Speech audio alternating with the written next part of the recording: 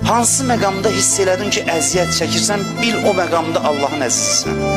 Nə deyim başqa? Allahın əzizisən, əgər yaxşı qarşılayırsansa əziyyəti. Sənin Allah yanında əziz olduğun anlarda onun qədrini bil. Çətinlik, çəkən vaxt, qovrulan vaxt. Allah əziz tutur səni. Çünki sanki dırnaq arası deyirəm, özünü günahkar bilir, vay bəndəm əziyyətə düşür.